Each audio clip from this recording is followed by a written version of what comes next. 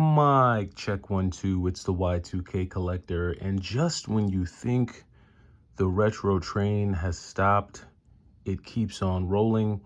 And I happened to walk into a couple of GameStops today, just realizing that more people are still trading in their old retro games because they realize they're going to get 20% more for it. So while this Pro Week continues to go on, I'm going to continue to poke my head in different GameStops just to see what's been traded in. Now, the protocol has changed to where all the stores in my area have to immediately send their retro games either to the warehouse or to the nearest retro GameStop. But they haven't been doing that as of yet. So if you walk in and you see a stack of retro games, you still may have a chance to grab them before they ship them out. Today, I was extremely lucky and I was kind of happy and upset at the same time, but I found a bunch of retro games that I'm really stoked about. So I'm going to share them with you, starting off with Kingdom Hearts. Now, I know Kingdom Hearts isn't anything rare or exclusive, but Kingdom Hearts actually means a lot to me because when I was in undergrad, Kingdom Hearts was one of the games that I played whenever I got bored, believe it or not. When I was in undergrad, I found a retro game store in my area, and this was back in this would have been back in 06, maybe 2006, 2007. I found a retro game store back in 06 or 07, and I bought a slim PlayStation 2 and I bought Kingdom Hearts. But I think at that time, you could still get Kingdom Hearts like new. So I think I actually got a brand new copy of Kingdom Hearts. And and then I also picked up a copy of Marvel vs. Capcom 2 for the PlayStation 2. I wonder if that game store is still there, because this was in the Midwest somewhere. But anyway, they had this there for $9.99 with the Pro member discount and the Pro Week. It wound up coming out to like $8.99 or something. So I went ahead and added this one just for nostalgia's sake. So picked up a copy of Kingdom Hearts 2. And then after Kingdom Hearts 2, it starts to get pretty good. So then they had a complete in-box copy of Metal Gear Solid 2 Substance. Now, this isn't like the regular copy of Metal Gear Solid 2. I know there's a bunch of different versions of Metal Gear Solid, but this version of Metal Gear Solid 2 actually does have some value to it. It's like a $35 game, $35 to $40 game. So I went ahead and added this one to the collection. They had this one there this was $9.99 actually, complete in box and everything. Someone told me under the comments to stop opening these games with one hand, so I'm not going to open it, but all of these are complete in box. And Metal Gear Solid 2 Substance for $9.99 is pretty cool. I actually started playing this a little bit, and it does seem pretty cool. So this was one that I was glad to add. Then behind that, they also had a copy of Metal Gear Solid 3, which again is complete, has both discs, the manual. This is another one that's like a $35 to $40 game. This one was a little bit more though. This one was coming in at around, I think, 24 or 25 bucks.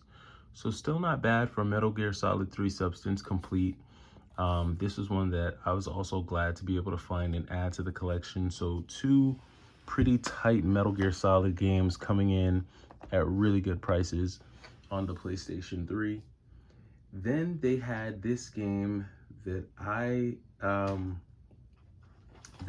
was actually excited to find because there's a lot of Naruto games out there on the 360, but I have yet to find Naruto Broken Bond. So this is another one that I was pleasantly surprised to find for the 360, and so I decided to add it to the collection as well. This one, got a good deal on this one. I think this one was $19.99, I think. Well, with the pro member discounts and stuff, it wound up coming out to like 15 to 16. So this was another one. No, what am I saying? This was like $17.99. So this was another good pickup. Glad to be able to add this one to the collection. And a lot of these were a lot of these were a little dirty. So I immediately, I wiped down all my games, but these immediately had to be like Lysol down, just because these were like older. You could tell like someone had just traded these in. They were like sitting in their game room on the floor somewhere, really dusty. So I had to clean them up, but was really psyched to find this copy of Naruto there.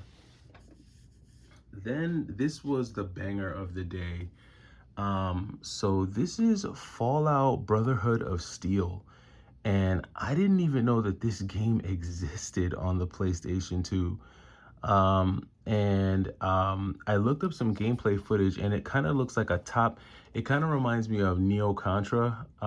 It's like the top down version of Contra. It kind of looks like that. It's like a top down run and gun shooter, which is a little bit different from the Fallout games that I'm used to seeing. But it's, yeah, over the top third person action set in a grim post apocalyptic. So yeah, this is a very interesting game. It's basically like a top down twin stick shooter action game. Very, very cool. Very, very rare. Like, I've never heard of this game before seeing it at GameStop. And this game goes for like over $100 online. I've seen it go for like 120, 150. This one definitely wasn't cheap though. They had this one there for like, this was like 48 bucks, but still, just based on like rarity and just being able to find a game like this at GameStop was definitely dope. Was glad, and I had some coupons, so I definitely used some coupons on the total purchase, but this was definitely the banger of the day, so I was glad to find that. So Brotherhood of Steel.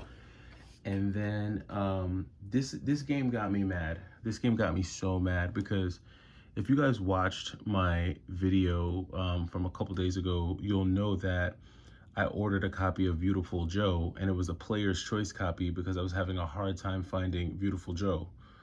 Well, life just has a funny way of laughing at me, and look what I find at GameStop for $13. They had a $13 copy of Beautiful Joe, Black Label, complete in box, in great condition. I could probably use a case swap or a case upgrade, but that's minor. This is a perfectly good copy of Beautiful Joe. Could have saved myself the time and money from buying it online, but it's all good. I'm gonna wind up just selling my player's choice version and keeping this version, but Beautiful Joe on the GameCube was definitely a great find for 13 bucks at GameStop. I was definitely stoked to find this one there for sure. And then I had a big box of games that I was taking into to trade at my local game store, and I wound up taking not a big box, but basically like a shoebox size of games to take to my local game store of just kind of common games. I was hoping to either cash out or get some trade credit, and definitely glad for what I was able to pick up and this is from my local mom and pop shop. So I did a little bit of everything today. Had a little cool little mix. And the first game that I got out of the trade was this copy of The Legend of Spyro Eternal Night. Was super clean. I'm a fan of the Spyro games, so this is one that I was glad to be able to pick up and add into the collection. That copy of Spyro Eternal Night. And then probably the second heaviest hitter of the day outside of Fallout Brotherhood of Steel was this complete copy of Saw 2. For those of you who know, Saw and Saw 2 are some of the really pricey games on the PS3. Obviously, this is kind of like a survival horror type of game based on the Saw movies. The first Saw game is pretty expensive. That game, I think, is like a $55 game, but Saw 2 is like 200 bucks. Like, not 200. Well, I've seen copies go for like roughly around 120, 150. So this is definitely an expensive game. So I really walked away with a few bangers today. I'm not gonna lie. Like, today was actually a really good day. And just for everything that I put out, well, these two were, I didn't have to, well, Saw was no money spent because that was a trade. And I want to say at GameStop, the total purchase at GameStop, everything ran me probably around 140 or so, 145. So for 145, just an incredible stack of games. I mean, these two games alone, are easily, 280, 270, 280, close to 3. And then you've got everything else that came along with it. Both Metal Gear Solid games, easily 35 a pop, so that's 70. Naruto is another $40 game, so 110. Beautiful Joe is a $30 game. So I'd say all in all, um, definitely around close to $400. In terms of value, which it doesn't even really matter the value. I don't even care because these aren't being sold.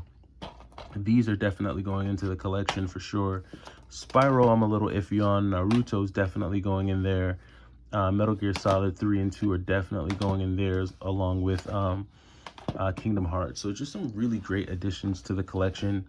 Now, before I go, I will say I know I owe you guys a video. I owe you my top 10 video, and I just keep having technical issue after technical issue. I'm hoping that I'll be able to have them resolved. I'm going to be working on it like tomorrow, pretty much. Once I do my morning vlog, I'm going to be trying to attack that to have that video done for you guys by tomorrow afternoon. I've just been running into a lot of technical issues, but hopefully you've had a great day. Based on some of what I'm hearing, the retro, I think GameStop is about to take their whole retro program a lot more seriously. So you'll probably see less retro games all over the place. And they're really going to start concentrating them into their retro stores over the next couple weeks. So hopefully that means that for those wanting retro, you have a better experience when going to those stores. But it will suck for everyone who's just kind of used to seeing at least a little bit of retro at their non-retro GameStop stores. But let me know what you've been able to find.